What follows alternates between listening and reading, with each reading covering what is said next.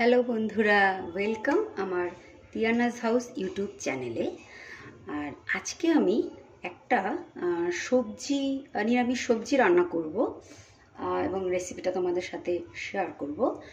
তার জন্য আমি প্রথমে নিয়ে নিয়েছি এখানে আলু, কুমড়ো, গাজর, টমেটোগুলো অবশ্যই কাঁচা টমেটো, ঠিক আছে, আর সজনে ডাঁটা আর বেগুন।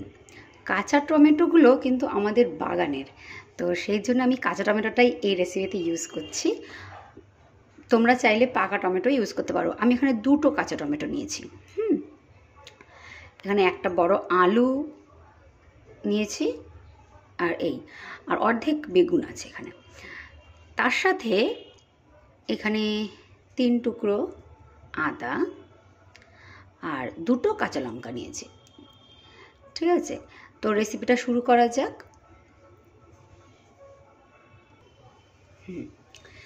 প্রথমে কড়াইতে 2 চামচ তেল নিয়েছি। তেলটা গরম হলেই এখানে আমি 5 ফোড়ন দেব।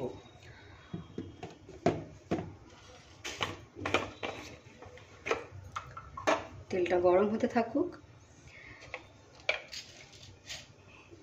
এক্ষেত্রে বলে রাখি, এই রেসিপিটা কিন্তু ভীষণই সহজ আর খুবই কম সময় লাগে এটি করতে। 15 মিনিটের মধ্যে পুরো কিন্তু রান্নাটা হয়ে যায়। এই রান্নাটা তাদের জন্য বেশ উপকারী যারা একা থাকে, বাড়ির বাইরে থাকে, একা রান্না করে খেতে হয়। তো সেক্ষেত্রে সবজি রান্না করে খাওয়াটা খুব ঝকমারি একটা ব্যাপার। কিন্তু এই রেসিপিটা যদি তোমরা ট্রাই করো দেখবে খুব সহজেই, খুব তাড়াতাড়ি এটা হয়ে গেছে পুরো রান্নাটা।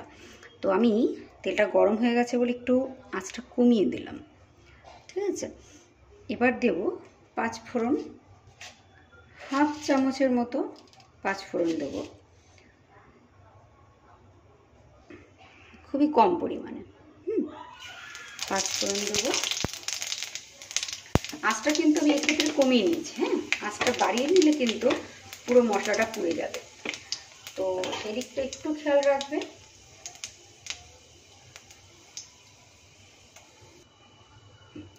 এবার এই 1 চামচের মতন সেই যে আদা আর লঙ্কাটা রেখেছিলাম, সেই আদা লঙ্কাটা দিয়ে দিলাম।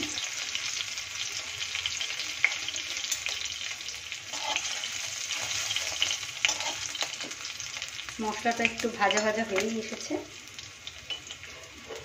এবার ধীরে ধীরে এক এক করে সব কটা সবজি এর মধ্যে দিয়ে দেবো। প্রথমে আলুগুলো দেব,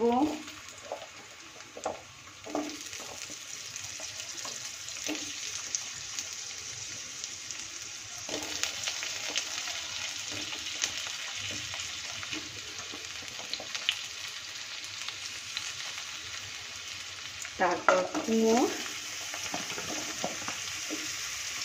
গাজর, বেগুন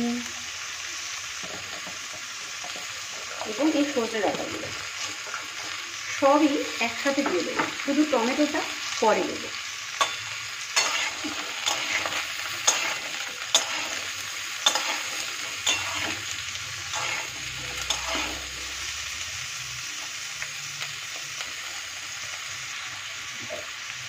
স্বাদ মতো লবণ, হাফ চামচ লবণ দিলাম, আর অল্প হলুদ, হাফ চামচের মতো।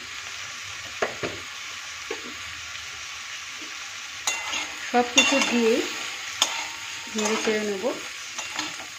এটা একটু ভাজা ভাজা হোক।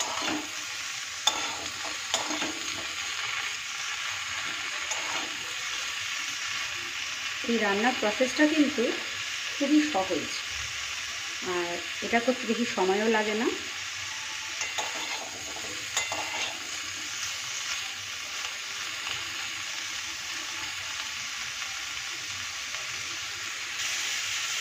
এইবার এর মধ্যে কাঁচা টমেটো দুটো দিয়ে দেবো, দিয়ে নিয়ে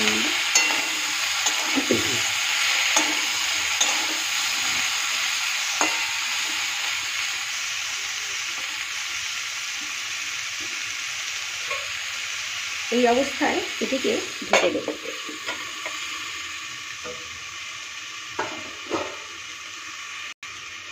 এইভাবে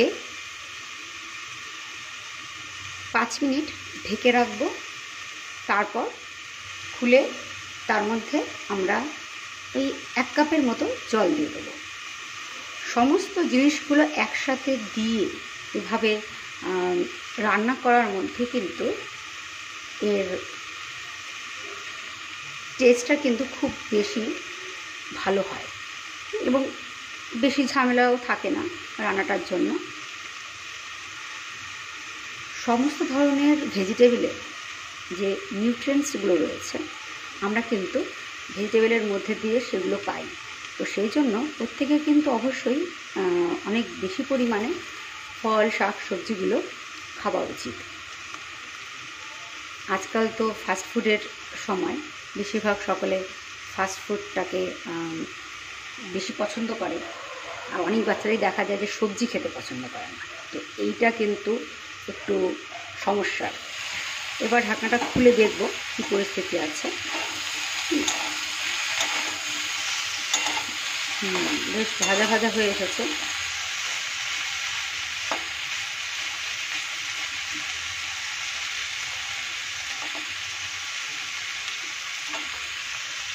এবার এটির মধ্যে একটু ওই 1 কাপের মতো জল দিয়ে দেবো। এবার এর মধ্যে আমি কিছুটা জল দিয়ে দেবো, একটু নেড়ে নেব। এবার 10 মিনিট ঢেকে রাখলেই রান্নাটা রেডি হয়ে যাবে। রান্নাটা কিন্তু যথেষ্টই সহজ। কারা এই ধরনের রান্না পছন্দ করো যেগুলো ঝটপট হয়ে যায়, রান্নাঘরে বেশি সময় নষ্ট করতে কিন্তু কারোরই ভালো লাগে না। যত তাড়াতাড়ি রান্না করা যায় ততই সুবিধে, বাকি কাজগুলো সারা যায় সংসারের, তাই না? তো সেই জন্য আমার সবসময় আমি সেরকম ধরনের রেসিপি পছন্দ করি যেগুলো খুব ঝটপট হয়ে যায়। ঠিক আছে, তাহলে বেশ খানিকটা রান্নাঘর থেকে দূরে অন্য কাজগুলোতে মন দেওয়া যায়। রান্নাঘরে যদি সবটা সময় কাটিয়ে দিই তাহলে বাকি কাজগুলো কখন করব, তাই না? তো এই জন্য ঝটপট রেসিপিগুলো তোমাদের সাথে শেয়ার করব আমি। এই জন্য আমার চ্যানেলটাকে কিন্তু সাবস্ক্রাইব করতে হবে। আর এই রেসিপিটা যদি ভালো লাগে তবে অবশ্যই তোমার বন্ধুদের সাথে শেয়ার করতে হবে। তোমরা এভাবেই আমার পাশে থাকো, ঠিক আছে? রান্নাটা হতে থাকো। তোমরা ভিডিওগুলো দেখবে, কমেন্টস করবে, শেয়ার করবে, আমাকে সাবস্ক্রাইব করে রাখবে, আমারও ভালো লাগবে এবং আমিও আরও নতুন নতুন ঝটপট করা রেসিপিগুলো তোমাদের সাথে শেয়ার করতে পারবো। এবার মিডিয়াম আঁচে রেখে এটিকে আবারও ঢাকা দিয়ে রেখে দেবো। যেহেতু জল দেওয়া হয়ে গেছে, সব কিছুই দেওয়া কমপ্লিট, এটা শুধু এবার সেদ্ধ হবে। 10 মিনিট পর খুলে দেখব কী পরিস্থিতি। ঠিক আছে, এবার ঢাকনাটা খুলে দেখে নেই আমার তরকারিটা কতটা রেডি হয়েছে। এই তো বেশ সব কটা সবজি গলে গেছে। এই দেখুন, গাজরটা দেখি, এই তো সব কটা সবজি গলেই গেছে।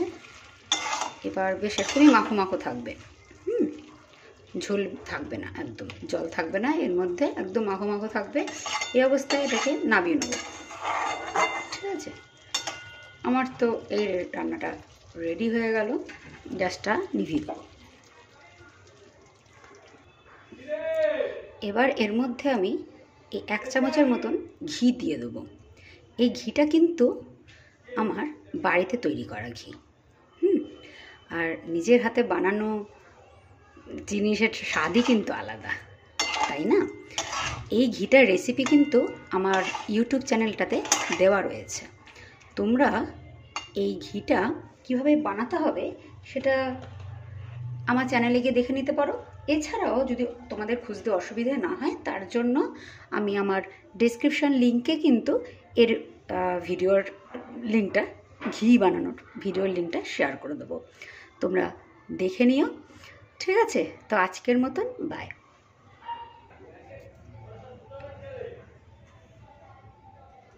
আমার তরকারি রেডি। এই তরকারিটা কিন্তু আপনারা গরম ভাতে অথবা রুটির সাথেও খেতে পারবেন। ঠিক আছে? আচ্ছা, তবে আজকের মতন বাই। আবার পরের ভিডিওতে আপনাদের সাথে চলে আসবো নতুন কোনো রেসিপি নিয়ে। ঠিক আছে? টাটা।